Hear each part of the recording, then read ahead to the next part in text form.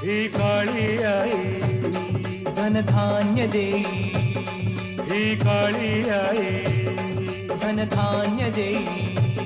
जोडते मनाची नाती आमची माती, आमची माणसं, आमची माती, आमची माणसं, आमची माती, आमची माणसं, आमची माती, आमची माणसं, आमची माती, आमची माणसं.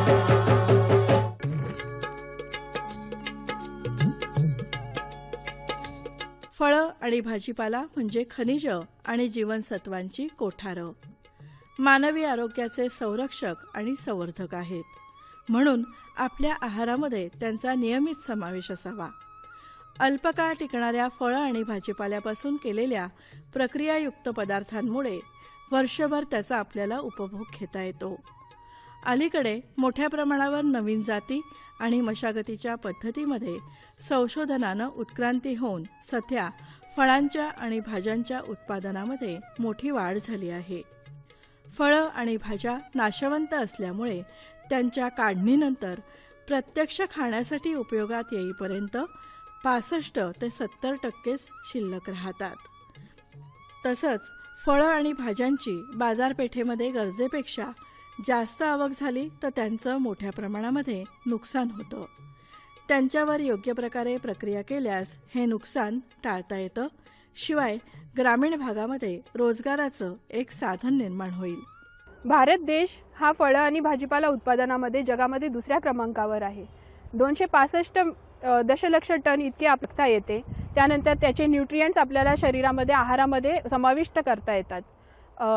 प्रक्रियायुक्त पदार्थांमध्ये किंवा प्रक्रिया करताना ती सर्व प्रकारची काळजी घेतलेली असते. सर्व control temperature, control relative humidity आणि कंट्रोल ॲटमॉस्फिअरमध्ये ते सर्व प्रक्रिया केलेली असल्यामुळे निश्चितच प्रक्रियायुक्त पदार्थ हा पौष्टिकदृष्ट्या ताज्या फळे आणि भाजीपाल्यापेक्षा सरस ठरू शकतो. फळं आणि भाजीपाला प्रक्रिया उद्योगामुळे शेतकऱ्यांना आर्थिक फायदा होतो. देशाला सुद्धा परकीय चलन मिळतं. हा जसा शेतीपूरक व्यवसाय आहे तसा स्वतंत्र व्यवसाय सुद्धा करता येतो. या उद्योगामुळे 3 उद्दिष्ट साध्य होतात, असं कृषी विज्ञान केंद्र धुळे येथील कृषी प्रक्रिया अभियांत्रिकी विभागाच्या विषय विशेषज्ञ अमृता राऊत म्हणाल्या. फळे व भाजीपाला प्रक्रिया तंत्रज्ञान याबाबत मार्गदर्शन करणाऱ्या काही संस्था म्हणजे central food technology research institute Mysore, ज्याला आपण CFTRI मैसूर असं ओळखतो, सिफेट लुधियाना म्हणजे central institute of post harvest engineering and technology, त्यानंतर कृषी राज्यातील आणि राज्याबाहेरील विविध कृषी विद्यापीठे, कृषी विज्ञान केंद्र, अपेडा इत्यादी आणि ministry of food processing industries इत्यादी संस्था आपल्याला याबाबत मार्गदर्शन करत असतात.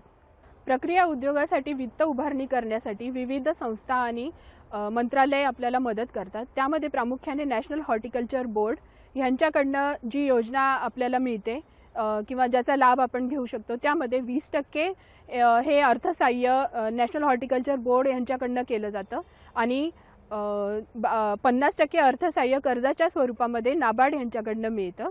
हे सर्व लघु आणि मध्यम स्वरूपाच्या उद्योगांसाठी मिळू शकतं. उर्वरित 25 ते 30% हे भागभांडवल हे स्वतः शेतकऱ्याला उभे करावे लागते. त्यानंतर ministry of food processing industries किंवा अन्न प्रक्रिया मंत्रालय यांच्यामार्फत काही योजना राबविल्या जातात. त्यामध्ये प्रामुख्याने किसान संपदा योजना येते, त्यानंतर मेगा फूड पार्क स्कीम येते, त्यानंतर scheme for agriculture processing clusters आणि व्हॅल्यू ॲडिशन इन्फ्रास्ट्रक्चर ह्यासाठीच्या स्कीम्स आहेत. कोणताही उद्योग उभारताना भरपूर आणि योग्य अवस्थेमध्ये कच्च्या मालाचा पुरवठा व्हायला हवा. या मालाच्या साठवणुकीसाठी चांगली व्यवस्था असावी लागते. उद्योग उभारणीची जागासुद्धा रस्त्यालगत असावी, जेणेकरून वाहतुकीस सोपं जातं. फळं आणि भाजीपाला प्रक्रिया उद्योग उभारताना अशाच काही गोष्टी लक्षात घ्याव्या लागतात. फळांपासून जॅम, सरबत, कँडी, सॉस, मुरंबा हे बनवलं जातं, तर भाज्यांपासून लोणची आणि त्या वाळवून साठवता येतात. हे सर्व प्रक्रियायुक्त पदार्थ बनवण्याच्या वेगवेगळ्या पद्धती आहेत. शुगर बेस्ड जे प्रोडक्ट्स आहे त्याच्यामध्ये किंवा साखरेचा वापर केलेले जे प्रोडक्ट्स आहे त्यामध्ये फळांपासून बनलेले जॅम, जेली आणि मार्मलेड हे पदार्थ अधिक फायदेशीर किंवा किफायतशीर ठरू शकतात. भाजीपाला हा नाशवंत आहे, त्यामध्ये 85 ते 90% पाण्याचा अंश असतो. 2 ते 3 दिवसाच्या पलीकडे तो टिकवता येत नाही. त्यामुळे फळं आणि भाजीपाला निर्जलीकरण हा एक व्यवसाय चांगला होऊ शकतो. फळे आणि भाजीपाला निर्जलीकरण करणे म्हणजेच त्याचा पाण्याचा अंश कमी करणे, त्यापासून विविध प्रकारच्या पावडर्स बनवणे आणि त्या डबा बंद करून किंवा पाकिट बंद करून त्याचा विविध वेगवेगळ्या 5 स्टार रेस्टॉरंट्स, हवाई दल किंवा सैन्य दलामध्ये किंवा 5 स्टार हॉस्पिटल्समध्ये त्याचा किफायतशीरपणे वापर करता येतो. फळप्रक्रिया उद्योग घरगुती स्वरूपात करता येतो, तसा सर्व सुविधा उद्योगासाठी उपलब्ध असतील तर मोठ्या प्रमाणात सुद्धा उभारता येतो. हा उद्योग सुरू करण्यासाठी जिल्हा उद्योग केंद्राकडून आपली योजना मंजूर करून घ्यावी लागते. त्यासाठी अहवाल सादर करावा लागतो, असं अमृता राऊत म्हणतात. कृषी प्रक्रिया किंवा फळं आणि भाजीपाला प्रक्रिया उभारताना किंवा प्रकल्प उभारताना काही महत्त्वाच्या बाबी लक्षात घ्याव्या लागतात.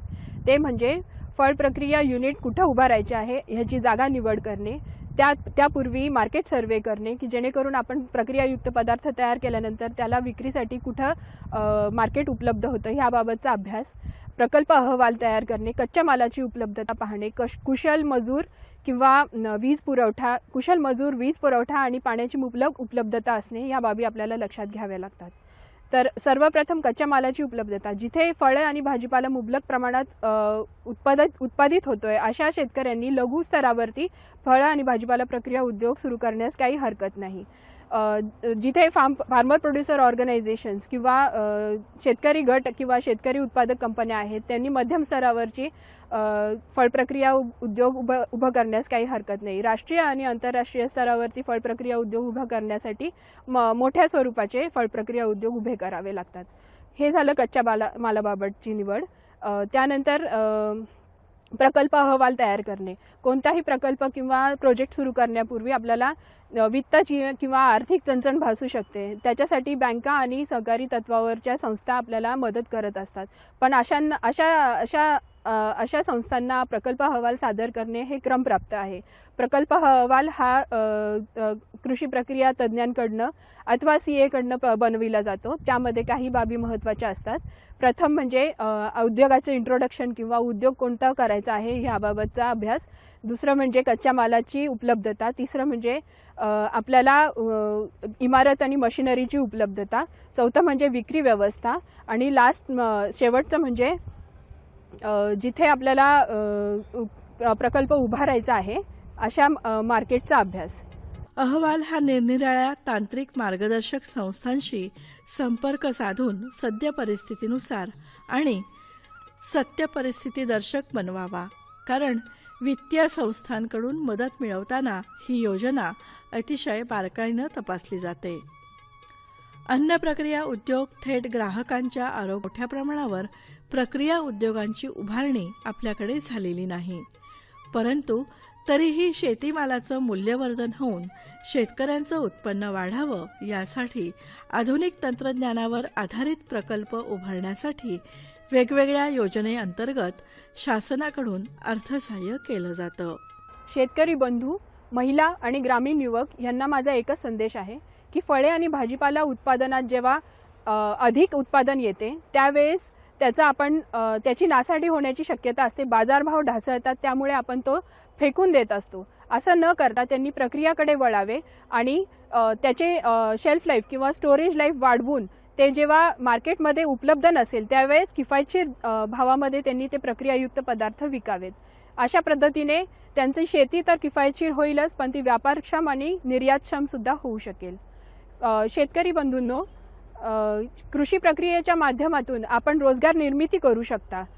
ग्रामीण भागामध्ये पायाभूत सुविधा आल्यामुळे आपल्या गावाचा विकास होऊ शकतो. आपल्या देशामध्ये फळं आणि भाज्यांचा हंगामानुरूप भरपूर पुरवठा होत असतो. परंतु हा शेतमाल नाशवंत असल्यामुळे त्यांच्यावर प्रक्रिया करून बनवलेले पदार्थ अधिक काळ टिकतात. शेतकऱ्यांनी त्यांची आर्थिक स्थिती सुधारण्यासाठी आपल्या परंपरागत पद्धतीमध्ये बदल करून पारंपरिक शेती पिकांमध्ये न अडकता प्रक्रियापूरक पिकांचा आपल्या शेतामध्ये प्रयोग करायला हवा. त्यातून प्रक्रिया उद्योग उभा करण्याच्या दृष्टीनं त्यांनी प्रयत्न केले तर रोजगार आणि आर्थिक उत्पन्न अशा दोनही पातळ्यांवर शेतकरी यशस्वी होईल. फळे आणि भाजीपाला प्रक्रिया तंत्रज्ञान पद्धतीमध्ये विविध प्रक्रिया पद्धतींचा अवलंब आपण करू शकतो. त्यामध्ये प्रामुख्याने निर्जलीकरण किंवा डिहायड्रेशन, ॲसेप्टिक,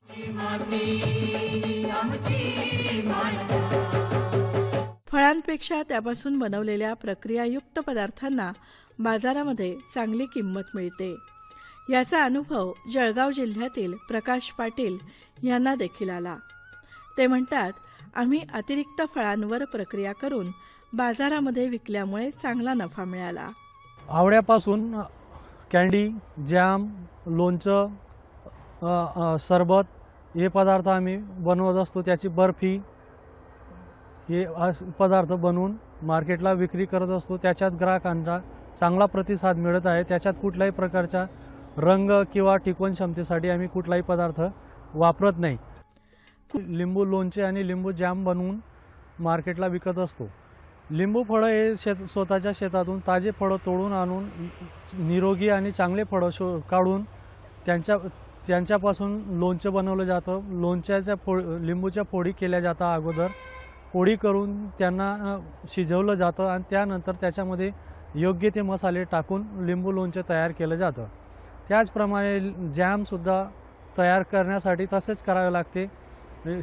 चांगले फळं घेऊन स्वच्छ धुवून कोरडे करून त्यांचा गर काढून त्याला एका पातेल्यात घेऊन त्याला शिजवून त्याच्यामध्ये योग्य प्रमाणात साखर, विलायची टाकून व्यवस्थितपणे त्यांना घट्ट होईपर्यंत आटून घ्यावं लागतं आणि त्याचे बाटलीमध्ये पॅकिंग करून विक्रीसाठी पाठवत असतो. तसेच आमच्या शेतातील आंब्यापासून सुद्धा आम्ही कैरी लोणचं बनवत असतो.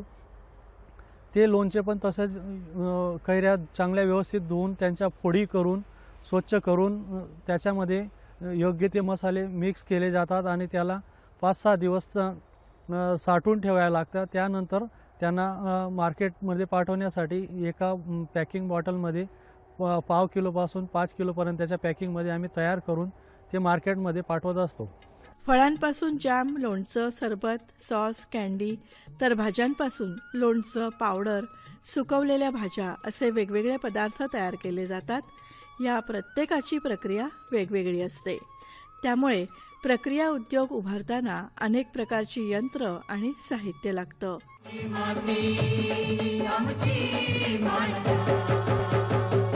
आधुनिक रासायनिक विश्लेषणाच्या आधारे आवळा या फळामध्ये जितकं सी व्हिटॅमिन आढळतं तितकं कुठल्याही अन्य फळामध्ये आढळत नाही. कुठल्याही स्वरूपातला आवळा आपण औषध म्हणून सेवन करू शकतो. या आवळ्यापासून कँडी कशी बनवली जाते पाहूया.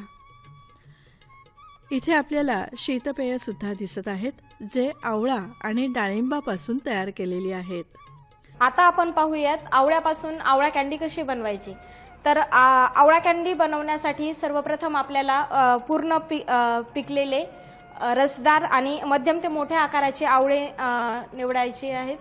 ही आवळे आपण स्वच्छ पाण्यात धुवून त्यांना 8 ते 10 मिनिट उकळत्या पाण्यात ट्रीटमेंट द्यायची त्याला, किंवा वाफेवर शिजवून घ्यायचे. शिजवलेल्या आवळ्यांच्या नंतर आपण अशा फोडी करून घ्यायच्या. त्यापासून बिया वेगळ्या करायच्या आणि फोडी वेगळ्या करायच्या. या फोडी पूर्ण 1 किलो भरतील अशा पद्धतीने आपण आवळे 1.25 ते 1.5 किलो आवळे घेऊयात आपण. त्यानंतर आपल्याला 1 किलो फोडी मिळतील. या फोडी आपण पहिल्या दिवशी 50 ब्रिक्सचा पाक करायचा आहे. हा आपण इथे पाक तयार केला आहे 50 ब्रिक्सचा. त्यासाठी आपण 300 मिली पाण्यामध्ये 300 ग्रॅम साखर टाकली आहे आणि तिला थोडंसं हीट म्हणजे थोडंसं गरम करून घेतलं आहे. त्यामुळे असा 50 डिग्रीचा आपला पाक तयार झाला आहे हा असा. याचे ब्रिक्स जर मोजायचे असेल तर आपल्याकडे हे हँड रिफ्रॅक्टोमीटर आहे. यामध्ये आपण पाकाचा 1 थेंब टाकायचा आहे. आणि इथून ब्रिक्स किती आहेत ते आपण मोजू शकतो. तर 50 डिग्रीच्या पाकामध्ये आपण या आवळ्याच्या फोडी टाकून देऊ.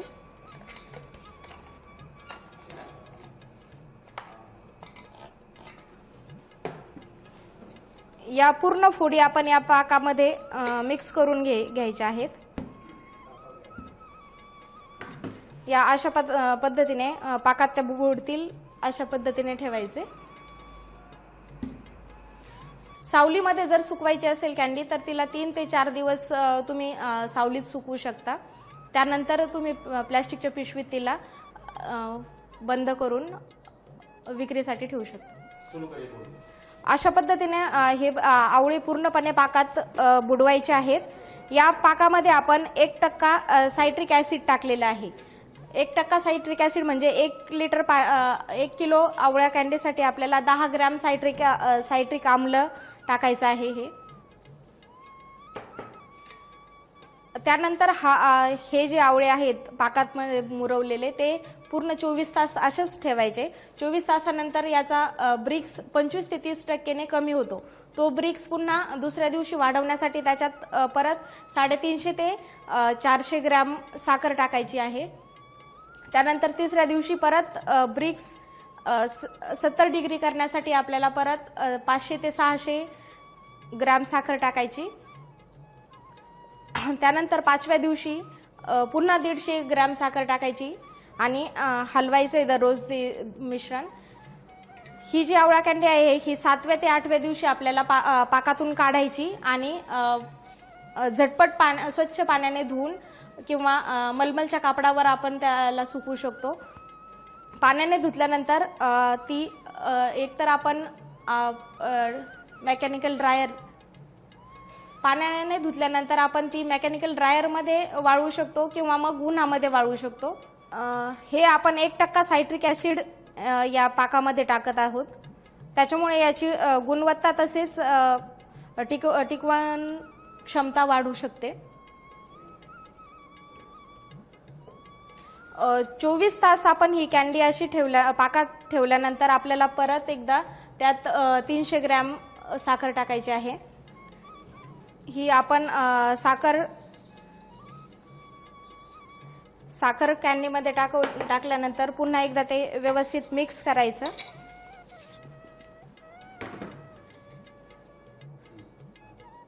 दुसऱ्या दिवशी साखर टाकल्यानंतर त्याचा ब्रिक्स तिसऱ्या दिवशी परत कमी झालेला असतो. तर तो परत वाढवण्यासाठी आपण त्याच्यात परत एकदा 500 ते 600 ग्रॅम साखर टाकायची आहे. त्यानंतर 5व्या दिवशी पुन्हा 150 ग्रॅम साखर टाकायची आणि 7व्या ते 8व्या दिवशी आपण स्वच्छ पाण्याने या पाकातून काढून स्वच्छ पाण्याने धुवून घ्यायची. ती एकदम झटपट धुवायची. जास्त वेळ घालवायचा नाही. जास्त वेळ घालवला तर त्याच्यातलं साखरेचं प्रमाण परत कमी होऊ शकतं. म्हणून आपल्याला ती परत एकदा झटपट धुवून काढायची किंवा मलमलच्या कापडावर पुसून तुम्ही तिला सुकवू शकता. कॅन्डी सुकवण्यासाठी तुम्ही एकतर मेकॅनिकल ड्रायर वापरू शकता किंवा मग तिला सावलीत सुकवू शकता. मेकॅनिकल ड्रायरमध्ये जर कॅन्डी सुकवली तर ती ह्या अशा पद्धतीने आपल्याला दिसते. ही सुकवलेली कॅन्डी आपण प्लॅस्टिकच्या कॅरीबॅगमध्ये पॅक करून हवाबंद जर ठेवली तर 1 वर्षापर्यंत ही कॅन्डी टिकू शकते. आवळ्याच्या फोडी काढल्यानंतर हा जो पाक शिल्लक राहतो या पाकाला आपण उकळी जर दिली एक तर तिच्यापासून हे आपल्याला आवळा सिरप म्हणून हे एक बाय प्रोडक्ट मिळतं. म्हणजे तो पाकही वायाला जाते आणि आपल्याला सरबत सारखं आवळा सरबत सारखं प्रोडक्ट मिळू शकतो. हा जो ज्यूस असतो त्याच्यात आपण 1:3 प्रमाणात पाणी मिसळलं तर त्याचं सरबत आवळा सरबत म्हणून आपण पिऊ शकतो किंवा वापरू शकतो आवळा सरबत म्हणून. शेतकरी मोठ्या जिद्दीनं आणि कष्टानं अन्नधान्याचं उत्पादन घेतो. काढणीपश्चात तंत्रज्ञानाअभावी दरवर्षी 25% शेतीमालाची नासाडी होते. म्हणून त्यास प्रक्रिया उद्योगाची जोड मिळाली तर या प्रमाणात नक्कीच घट होईल. शेतकऱ्यांना शेतीला पूरक व्यवसाय मिळेल, तसंच एक नवीन बाजारपेठ उपलब्ध होईल.